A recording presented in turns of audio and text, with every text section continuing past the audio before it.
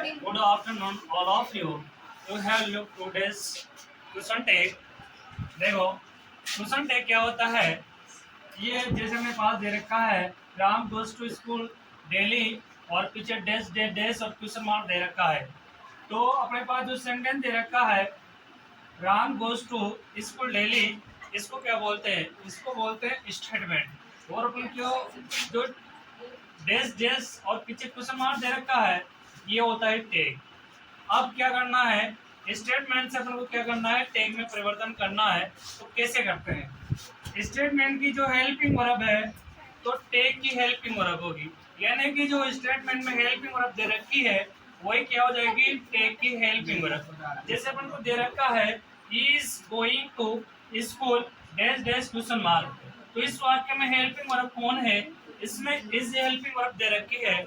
इसी प्रकार ये बोलता है स्टेटमेंट अगर अफर्मेटिव हो तो फिर टैग नेगेटिव होगा, यानी कि इसका जो कर्म है ये उल्टा चलेगा। स्टेटमेंट अगर नेगेटिव होगा तो फिर टैग भी क्या होगा, अफर्मेटिव होगा।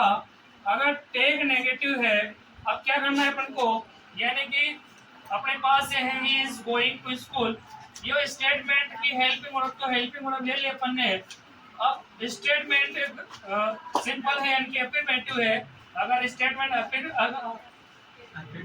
अफर्मेटिव है तो फिर टैग क्या होगा, नेगेटिव होगा।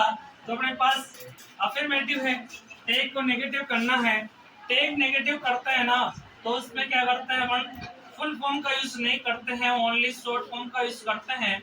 शॉर्ट फॉर्म हो जाएगी नॉट। तो या फिर जब अपन इसको नोट लिखते हैं, हेल्पिंग वर्ब है इज और इसके साथ नोट का यूज करेंगे तो फिर ये हो जाएगा इजंट। इसको क्या बोलेंगे अपन, इजंट बोलेंगे। इसी प्रकार जो स्टेटमेंट का सब्जेक्ट है तो टैग का भी सब्जेक्ट होगा। स्टेटमेंट का सब्जेक्ट अपने पास सी, तो फिर टैग का सब्जेक्ट होगा की।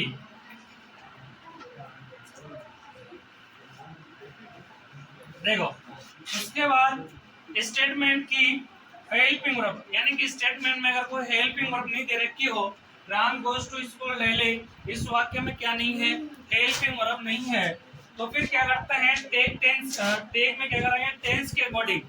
अपने पास जो है टैग है इसमें टेंस के अकॉर्डिंग हेल्पिंग वर्ब का यूज करेंगे। इस वाक्य में देखो Ram goes to school daily, इस वाक्य में क्या नहीं है, हेल्पिंग वर्ब नहीं है। इस वाक्य को पढ़ेंगे Ram goes to school daily, तो ये मालूम हुआ कि ये वाक्य जो है ये प्रेजेंट इंडेफिनिट का अफर्मेटिव सेंटेंस है। अब प्रेजेंट इंडेफिनिट का अफर्मेटिव सेंटेंस है तो इसमें दो ही प्रकार की हेल्पिंग वर्ब होती है, डू और डज। अब अपने यहाँ डू लगाए या डज लगाए, इसलिए स्टेटमेंट का सब्जेक्ट देखना जरूरी है। स्टेटमेंट का सब्जेक्ट अपने पास राम, तो राम है इसलिए अपन क्या लगाएंगे, डज।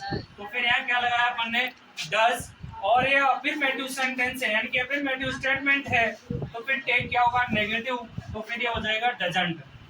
अब 7 जो है अपने पास स्टेटमेंट का जो प्रोनाउन, यानी कि स्टेटमेंट में प्रोनाउन नहीं दे रखा हो, प्रॉपर नाउन दे रखा हो। यहाँ पर राम जो है ये है प्रॉपर नाउन, तो फिर टैग में क्या करना होगा, टैग में करना होगा अपन को प्रॉपर नाउन अकॉर्डिंग प्रोनाउन, यानी कि जो प्रॉपर नाउन दे रखा है तो फिर उसको कैसे करेंगे अपन, सब्जेक्ट के अकॉर्डिंग क्या करेंगे, उसमें चेंज करेंगे। यहाँ पर प्रॉपर नाउन क्या है, राम है, इसको प्रोनाउन में चेंज करेंगे तो राम का क्या हो जाएगा, ही, और ही किया अपन ने, और क्वेश्चन मार्क का क्वेश्चन मार्क। अब स्टेटमेंट और टैग, यानी कि जो स्टेटमेंट की हेल्पिंग वर्ब है वो टैग में हेल्पिंग वर्ब होगी। कैसे होगी, इज अगर यहाँ दे रखा हो स्टेटमेंट में तो टैग में क्या करेंगे अपन, इज, और इसमें शॉर्ट नोट का प्रयोग करेंगे, इजंट हो जाएगा। एम एम एम का विशेष तौर पे आपको याद रखना है, ये मोस्ट इंपोर्टेंट है, क्योंकि एम का क्या होगा, आरंट होगा, एमंट नहीं होगा, आरंट होगा और एंट होगा, दोनों में से एक का प्रयोग कर सकते हैं। उसके बाद आर, आरंट हो जाएगा एस, एजेंट, एव, एवन, डिड, डिडंट, ओस, ओजन, वर, वरन, विल, वांट, एक वांट विल वाला, ये दो मोस्ट इंपोर्टेंट है। शेर, सन, डू, डोंट, डज, डजंट।